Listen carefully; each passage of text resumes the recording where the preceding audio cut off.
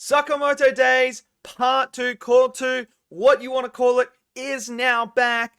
We are going to talk about it because I have seen episode 12 and episode 13, so let's get to it. So Sakamoto Days Part 2 is now out on Netflix for you guys to go and check out. Episode 12, I believe, is available worldwide for everyone to watch right now. Now, I do believe episode 13, just like Part 1 of Season 1, is exclusive to Japan. So you can see it if you use probably a VPN, or there's other sites that you'll be able to find it. I have seen both episodes, so I'm gonna go into detail with episode 12. Episode 13, I won't go into more like deep detail. I'll just give some nice, easy thoughts about that episode, so I don't spoil it for anyone else who is waiting for it for next week. So let's get in episode 12 first, because I loved Season 1, Part 1 of Sakamoto Days, and I've been waiting for it. And now, episode 12, unbelievable. Unbelievable. Look, Shin's my favorite character so far in this series. And this episode, he got the shine that he deserved. And we actually got something new about him as well, where he taps into the Almighty.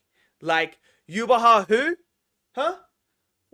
Doesn't matter. Shin can do the same thing. He taps into the Almighty during a fight where he can predict and see the future and execute his moves based on that, which I've absolutely loved. So, we have, obviously, the inmates. This is what this whole bit is going to be about. It's about the inmates, and they really do a really good job early on here in the first part of this episode to showcase you each individual one and the way that they think and their thought process and how brutal they truly are. Like, we see one of them with strings rip someone to shreds. Like, it's freaking mental.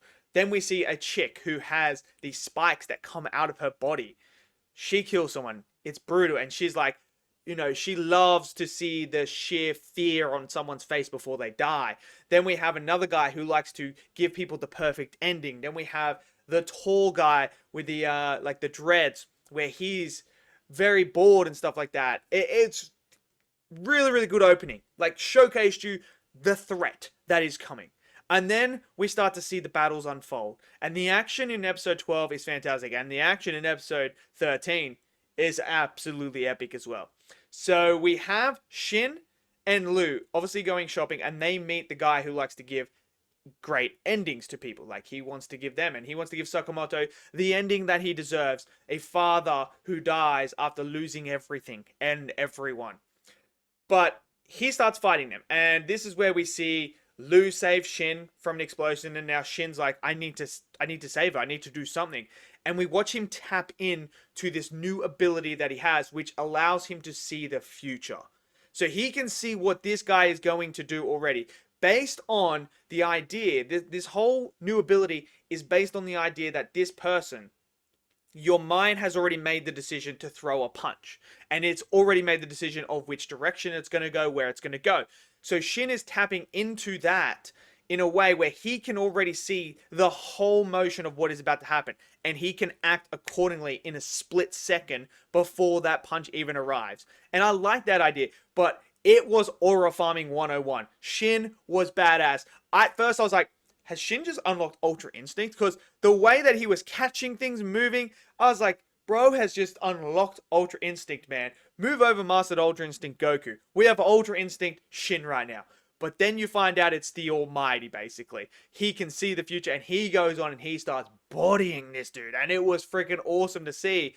But unfortunately, unlocking this new ability comes with a drawback, which is his body can't handle it. So Shin goes out of it, and this is where he is now about to die, but then Lou steps in, and she got a sniff of this alcohol, and we all know what Lou's like when she gets drunk, and as Shin says, this is mafia drunk. She's completely different, and she is spitting aura right now, like just the shot of her where she's looking over him, and she's just, I'm gonna chop every finger off of every person that you've killed slowly. I'm just in him like, yo, Lou, stop it, man. She bodies this guy. She makes this inmate guy cry and plead for his life and run off. It was epic to see. And then the guy that looks like Zaraki from Bleach is in the taxi when he gets in there and just one-shots this guy and just finishes him off. And there's just blood everywhere. It was freaking awesome to see. I absolutely loved episode 12. I thought it was fantastic. It was just such a great... Here we are. We're back at Sakamoto Days. It was so freaking good, man. And, you know, we have Sakamoto talk about the potential of Shin as well and how he does have potential. I really loved that. And then we get into episode 13, which, again, was just as good, if not better. And we have more fights in here as well. We have a moment where we have the string guy. We see something with him and something that is going to maybe play a part later on. It's hinted towards that. I'm not going to spoil it.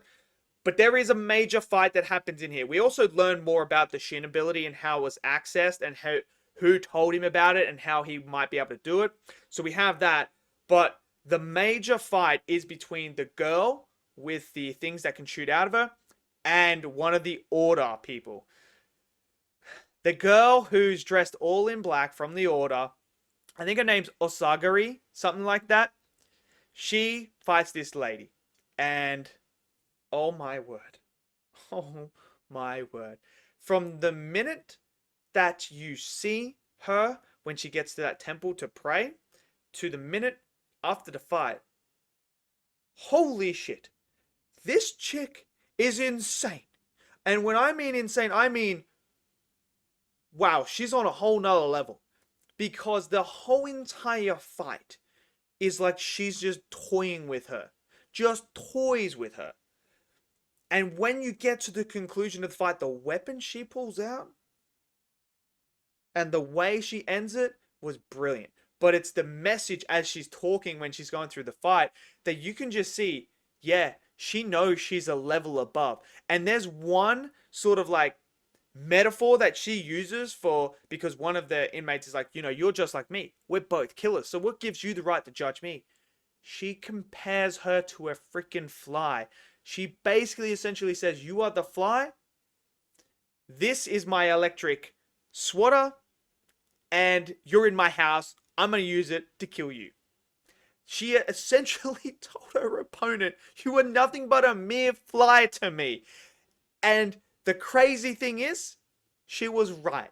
She had zero chance of beating this woman. There is one moment where she's just kicking the living daylights out of her. And it's like, just do fast. It was so freaking good, man. These two episodes, people who wanted more action and stuff like that, these were the episodes. And I'm sold. I was sold after part 1 of season 1. I love Sakamoto Days. I think it's so enjoyable. These two episodes, I am 100% all in. Like, this is what I came for. And like, the ending of episode 13 had me like, oh damn. If we just had those, and now you're ending it like this, holy crap, next, episode 14 is going to be freaking insane. It's going to be crazy, and I'm all here for it. But I loved it. The animation was great, the music was great, the fights were great, everything about it was great. I absolutely had a ball. If you guys have seen both of them, let me know your thoughts on both of them. If not, let me know if you've seen episode 12 and what your thoughts are. Smash it down in the comment section below. Smash that like button for me. Click subscribe, and I'll see you guys next video. Until then, stay safe and peace out.